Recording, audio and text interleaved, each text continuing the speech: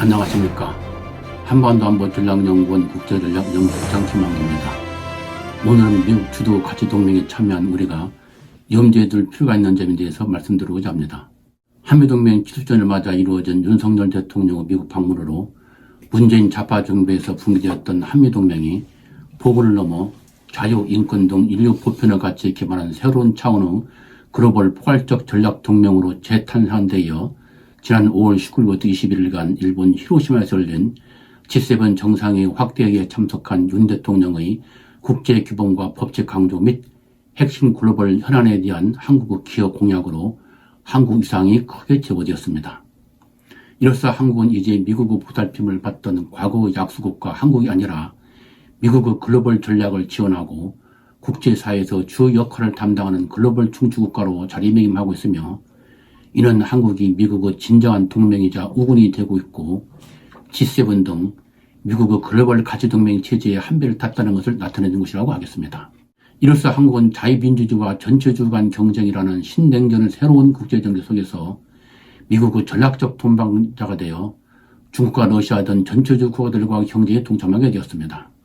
즉 한국은 미국의 가치 및 글로벌 동맹으로서 뜻을 같이 하는 민주연합의 일원으로 안보면에서는 한미일 안보협력체를 통해, 경제면에서는 지포동맹 등을 통해 전체주국과 특히 미국과 치열한 패권 경쟁을 벌이고 있는 중국에 대한 압박에 참여하게 된 것입니다. 이는 자유민주주의와 시장경제라는 가치를 국가 정체성으로 삼고 있고, 또한 세계 10대 경제 강국으로서 국제사회에서 책임있는 신흥 강국으로 구성하고 있는 한국으로서는 올바른 선택이며 향후 우리가 지향해야 할 바를 나타낸다고 하겠습니다.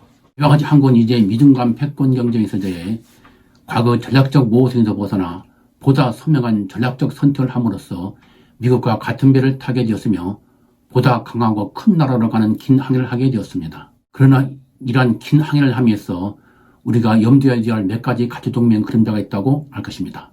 첫째, 전략적 동반자인 미국의 움직임을 항상 예우주시하면서 우리의 항해 전략을 짜야 한다는 것입니다.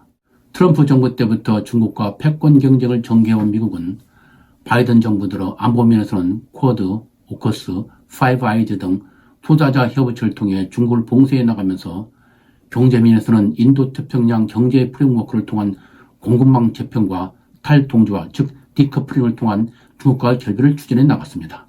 그러나 이러한 바이든 정부 대정 전략이 최근 경제 분야에서 미묘한 변화가 일어나고 있습니다. 그동안 중국과 디커플링 즉 중국 경제와 완전 이별이라는 탈동조화를 추진해오던 미국이 갑작스레 방향을 바꾼 것입니다.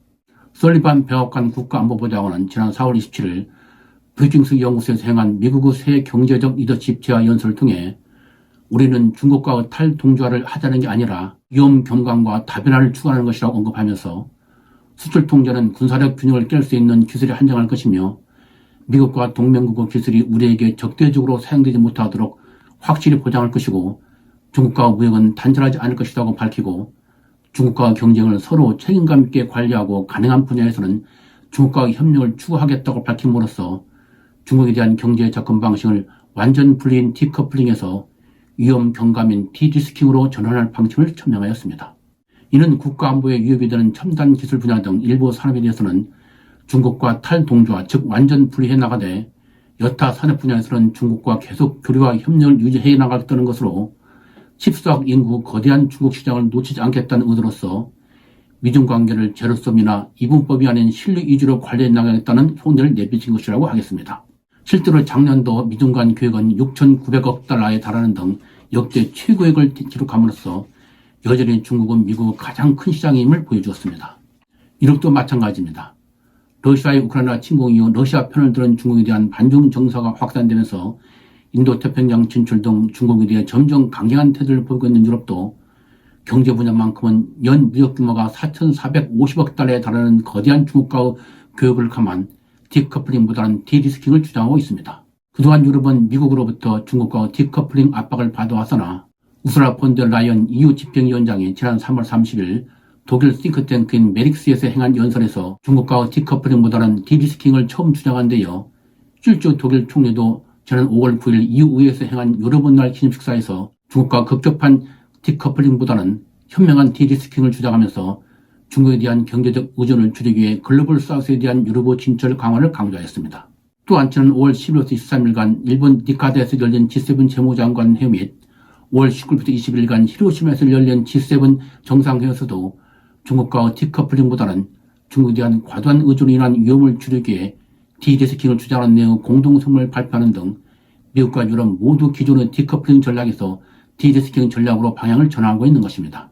이와 같이 미국과 유럽 모두 외교 안보 분야에서는 대중 압박을 강화해 나가면서도 경제면에서는 중국의 거대한 시장을 계속 확보하려는 실리 우선의 정책을 전개해 나가고 있는 것입니다.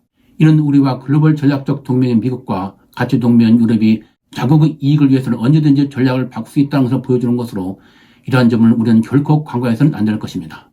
둘째, 미국의 움직임에 대해 우리가 주시할 또 하나는 미국 내 정치 동향, 즉 트럼프 재등장 가능성이라고 하겠습니다. 차기 대선은 내년 2024 대선과 관련 공화당 차기 대선 후보 선호도 여론조사에서 트럼프가 유력한 후보인 플로리다주 주지사인 디센티스를 각종 여론조사에서 크게 앞서서 나와 트럼프가 차기 대선 공화당 후보가 될 것이 유력하며 본선에서도 바이든과 재대결에서 화면에서 보듯이 각종 여론조사에서 트럼프가 바이든을 앞지르는 것으로 나타나는 등 트럼프가 차기 대선에서 대통령으로 당선될 가능성이 점점 커지고 있는 상황입니다.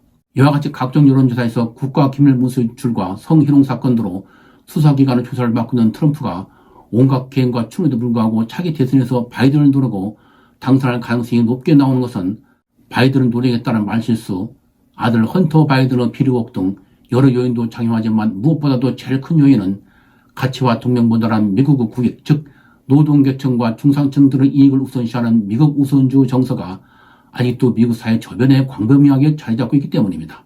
이에 따라 민주당 내에서 차기 대선에 대한 위기감이 확산되면서 리차드 닐 하원셉 위원장 등을 비롯하여 의원들 사이에 가치와 동맹보다는 보통 미국인들의 이익 보호를 위해 미국 우선주를 더욱 강화해야 한다는 소리가 높아가고 있는 실정입니다.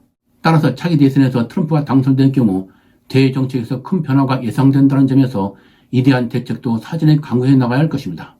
셋째, 미국과의 가치 동맹을 통한 동맹 강화에 대한 중국의 반발에 대응하는 것입니다. 윤석열 대통령의 방미를 통한 한미 동맹 강화에 대해 현재 중국은 외교부 대변인 및 관영 매체 등을 통해 온갖 험담을 쏟아내면서 위협을 가하고 있습니다.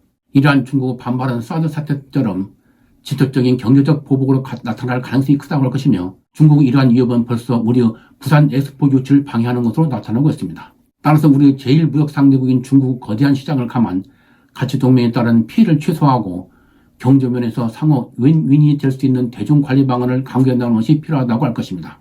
마지막으로 미중 패권 경쟁 속에서 국제질서의 새로운 변수로 떠오르고 있는 글로벌 사우스에 대한 중견국 외교를 강화해 나간 것이라고 할 것입니다. 미중 패권 경쟁 속에서 중국 압박 등으로 불가피하게 발생할 수밖에 없는 피해를 줄이고 북핵 문제 등 우리의 대북 정책에 대한 국제사회 내 지지를 확대하는 최선의 방법으로 미국과 중국 사이에서 전략적 균형을 유지하려는 글로벌 사우스에 대한 진출을 강화하여 안보 외곽을 굳건하게 세워야 할 것입니다.